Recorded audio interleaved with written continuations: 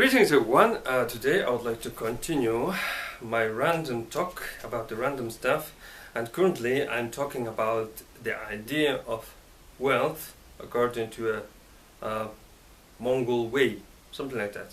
So today I would like to talk about this wealth and same time about world fashion, something like that. So if your country is like quite open towards the foreigners, you get influenced by the world fashion, and you get some invaders, something like that. So speaking of this world fashion, nowadays a man of fortune or businessman is like wears one of these. These are going to be our current dominant world fashion, and like from communists to like Muslims, and everyone wears one of these.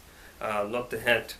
The hat is going to be to hide my this messy hair. So yeah, they are wearing one of these.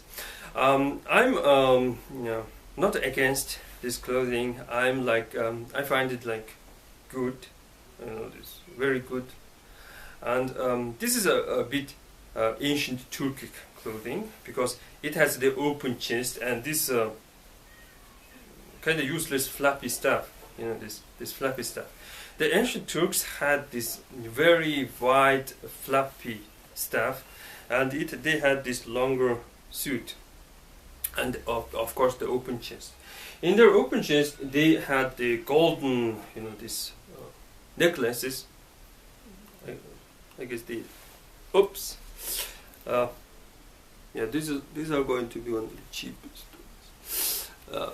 Yeah, they are like wearing the golden necklaces, and these necklaces are like Celtic necklaces, and they also had this runic writing system like Vikings, something like that.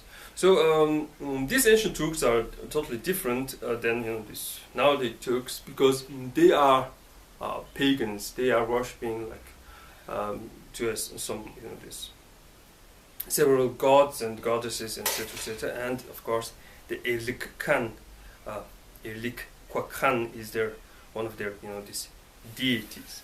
So we also this still worshiping to this god. And about this suit. This suit is given this from my wife's brother. The wife's brother bought it from England. It says cedar wood, something like that. So you cannot like wear same clothing like for several years. You somewhat have to change and get new one. So I ordered a copy. So this is going to be the copy of this. And the reason why I order a copy, it is because this is going to be like 2 times cheaper, maybe like 3 times cheaper if you think well, because nowadays we are having somewhat this inflation, and products are like very expensive, and a good suit can cost like 300. So 300, it's just an imaginary number, 300. So if you order this a suit, like one of the good Chinese fabric is going to cost me 16, and you need 2 meters or 3 meters of it. So it's like 50, and you order it for 50. So it is like 100. So this one from a supermarket can reach 300. This is 100. So these are going to be fairly cheap and the same design. Also, this is one piece made in Mongolia. So this is totally better, something like that. So before I wear this one, I would like to talk about the wealth. So when you're like wearing one of these, it's kind of hard to like walk around like empty-handed. Maybe you need to grab something, like if you're like holding gloves. It makes things much easier. I guess the joke that if someone is like carrying a like empty box, it seems like he's like being busy, but actually he's not. Something like that. So man must show his like wealth. How? Something like that. So man can wear the golden ring. These are going to be fake golden ring.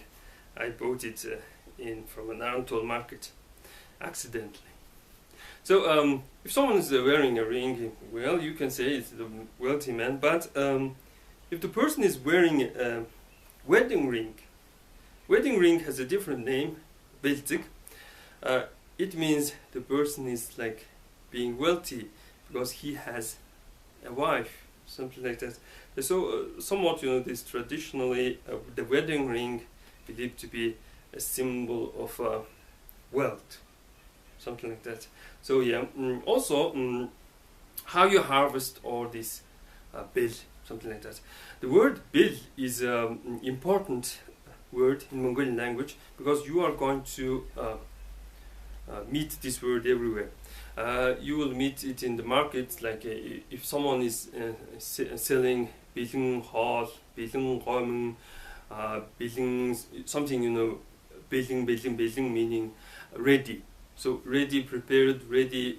This fast food is called bilin hall, something like that.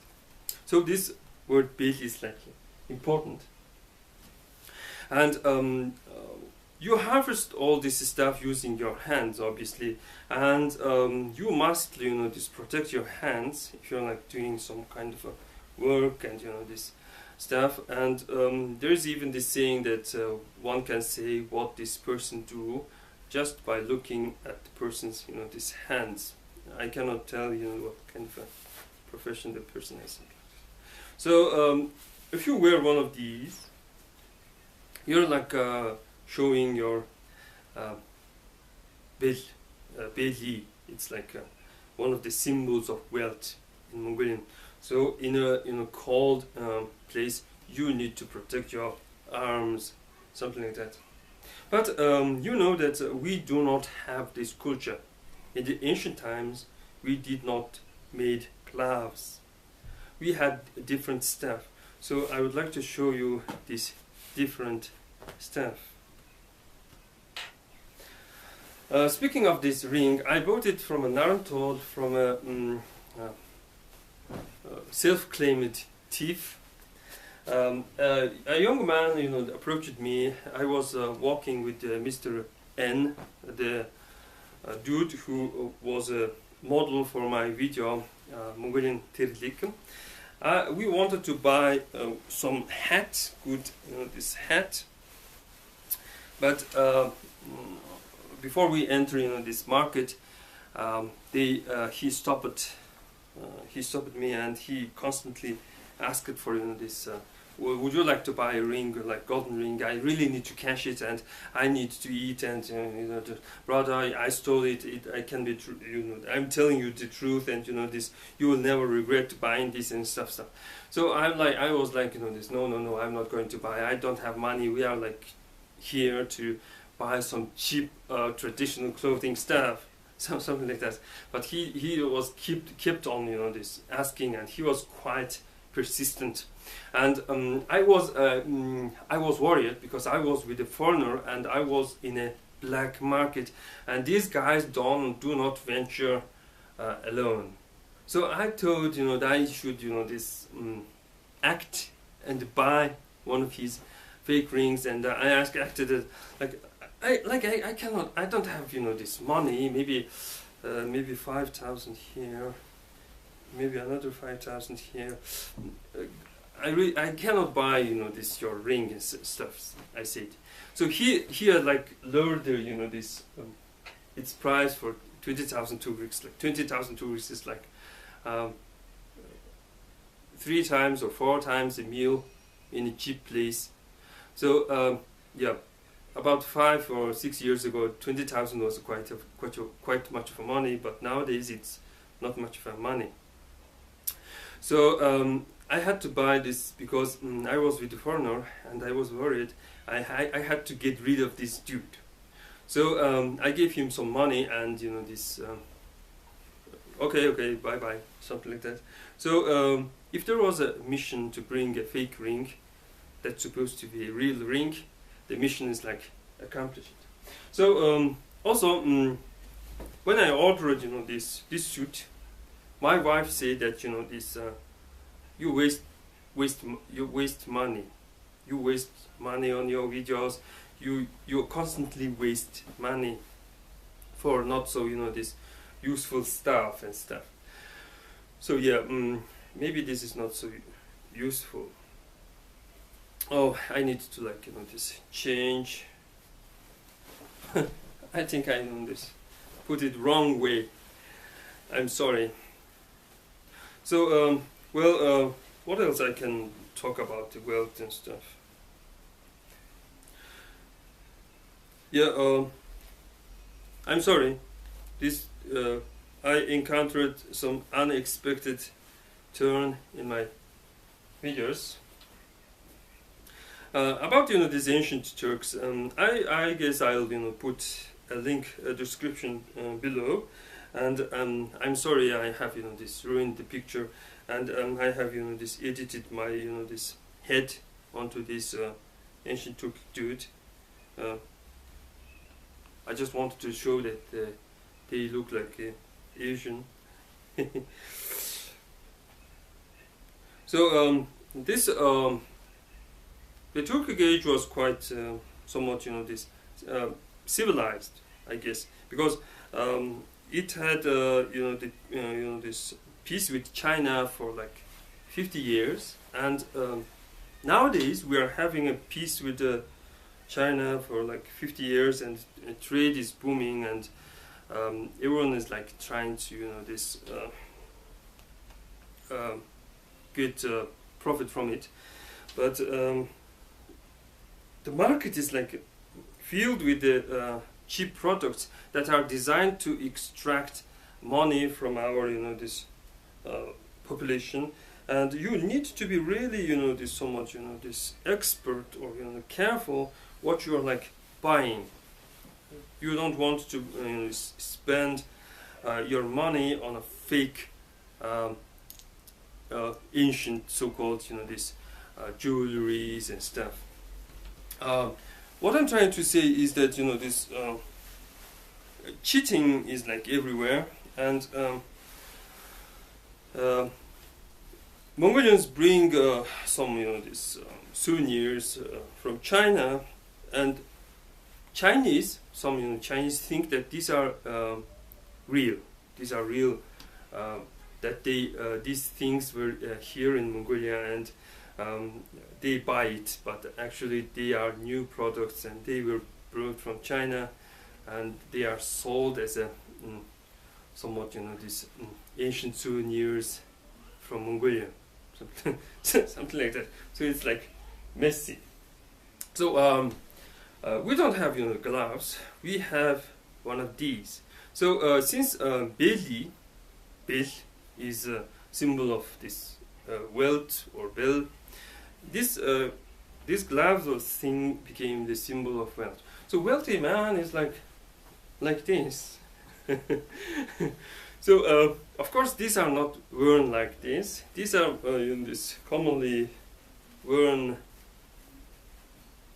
like this.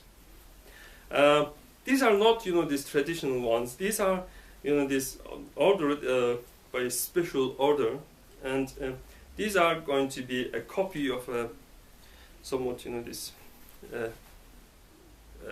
pirate of Caribbean, something like that. So in 16th or 17th centuries, I guess, the world had this fashion. The world had these people with the big Nudraga, and this is also stayed in Mongolia during the Manchu rule, and these are the symbol of somewhat this peaceful, established, and wealthy existence. A wealthy man is like like this. I guess in Europe it's like a symbol of adventures, big expansion and world conquest, something like that. Well, these buttons do not symbolize anything. Well, I can say that these buttons are all, you know, these male buttons, and there's this two types of buttons. These are going to be female, and these are male buttons. And the idea is that the male button enters the, you know, this the female button, and they two stay together. They hold, something like that. Well, that's pretty much for today, and thanks for watching. Speaking of, you know, this word Nudraga, it means a fist. So if you are trying to, everyone is like this.